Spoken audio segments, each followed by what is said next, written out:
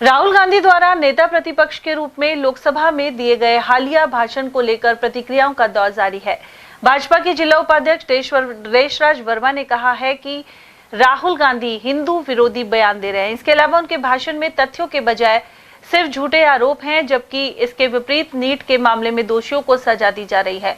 वहीं मणिपुर हिंसा मामले में भी केंद्रीय गृह मंत्री अमित शाह होकर आए थे और राज्य सरकार निरंतर इस दिशा में काम कर रही है। इसके अलावा अग्निवीर के तहत भर्ती हुए युवा को शहीद होने की स्थिति में मुआवजा भी दिया जाता है। एक बात बताइए, आप सरेआम देश की सबसे सर्वोच्च पंचायत के अंदर इस तरह के अभद्र व्यवहार कर रहे हैं आप और हिंदू समाज को पूर्णतः दोषी ठहरा रहे हैं। तो क्या सब हिंदू दोषी हैं क्या इस बात को लेके?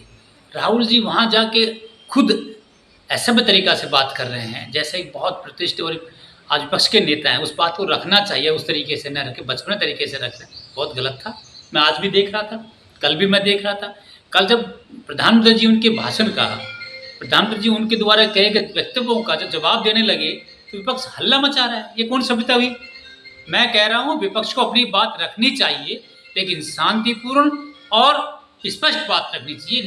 जब प्रधानमंत्री जवाब दे रहे हैं उनकी बात का, तो उनको शांतिपूर्ण सुनना चाहिए और अपनी बात रखनी चाहिए। कल 2 घंटे का भाषण में पूरे भाषण के दौरान विपक्ष हल्ला कर रहा है। सुनी मीरा, आप और बताना चाहूँगा, नीट के लिए प्रधानमंत्री ने लोकसभा के अंदर देश की सर्वोच्च पंचायत में साफ कहा है कि दोषियों को बख्शा नहीं जाएगा। जो दोषी उनको अरेस्ट कर रहे हैं, पकड़ रहे हैं, जांच चल रही है।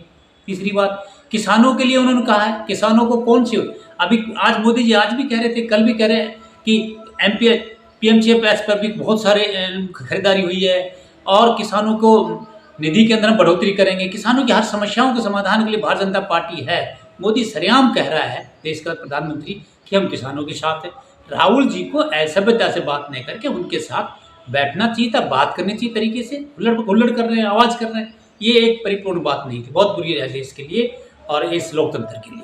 जब राहुल जी बोल रहे थे, आपने देखा होगा कि देश का रक्षा मंत्री खड़ा होकर जवाब दे रहा है कि भाई आप गलत बोल रहे हो, तथ्यों को गलत पेश मत करिए। लोकसभा के अंदर आप तथ्यों के माध्यम से पेश करिए। 1 करोड़ रुपए जब कोई अग्निवीर का शहीद होता है तो उसके परिवार को 1 करोड़ रुपए दिया जाता है। ये खुद देश के रक्षा मंत्री ने संसद में कहा। तो सुनने की क्षमता रखनी चाहिए थी राहुल जी को, तथ्यहीन बात नहीं करनी चाहिए, मेरा कहने का था। और वहीं अलवर जिला कांग्रेस कमेटी के अध्यक्ष योगेश मिश्रा के अनुसार राहुल गांधी के बयान को सरकार गलत ढंग से पेश कर रही है, जबकि राहुल गांधी ने कहा था कि हिंदू कभी भी हिंसा नहीं करता है और भाजपा हिंदुओं की ठेकेदार बन रही है।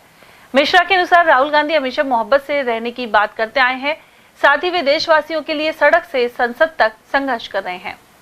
देखिए, भारतीय जनता पार्टी के जो अंधभक्त साथी हैं, मैं उनसे आपके चैनल के माध्यम से निवेदन करना चाहता हूं कि खुद का भी थोड़ा बहुत दिमाग उपयोग में लें।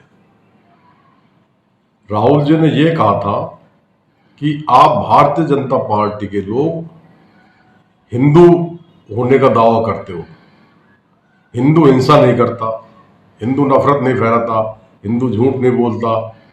और आप जो नेता लोग हो भारतीय जनता पार्टी के, जो अपने आप को हिंदू कहते हो, वो गलत हरकत कर रहे हो। आप हिंदू हो ही नहीं सकते अगर आप ऐसी हरकत कर रहे हो। उन्होंने सारे हिंदू समाज को नहीं कहा, जो लोग हिंदुत्व को बेच रहे हैं, जो हिंदुओं को गुमराह कर रहे हैं, उनको कहा कि आप हिंदूवाद की बात करते हो और हिंदू जो काम नहीं करता, नफरत फैलाने का, झूठ बोलने का, वो काम आप लोग कर रहे हो, तो आप हिंदू नहीं हो सकते। आप अगर हिंदू हो तो इन हरकतों को सुधारिए। अब वो कहते हैं राहुल जी ने पूरे हिंदू समाज को कहा, ये गलत बात है। राहुल जी ऐसी बात नहीं कह सकते। रही बात मणिपुर हिंसा की, आज तक मोदी जी मणिपुर गए हैं क्या? कितने दिन से महिलाओं पर अत्याचार हो रहे हैं, वहां के आवाम पर अत्याचार हो रहे हैं, क्या किया इन्होंने मणिपुर के लिए? भाषण तो कोई भी दे ले। नीट के पेपर वाली बात है, लीपापोती कर रहे हैं। अगर इनमें दम है तो नीट की परीक्षा को रद्द कर दे, दोबारा परीक्षा कराए, ईमानदारी से परीक्षा कराए। क्यों बच्चों को भविष्य खतरे में डाल रहे हैं? 70 बच्चों के 720 में 720 नंबर आ रहे हैं। ऐसा हो सकता है क्या कभी?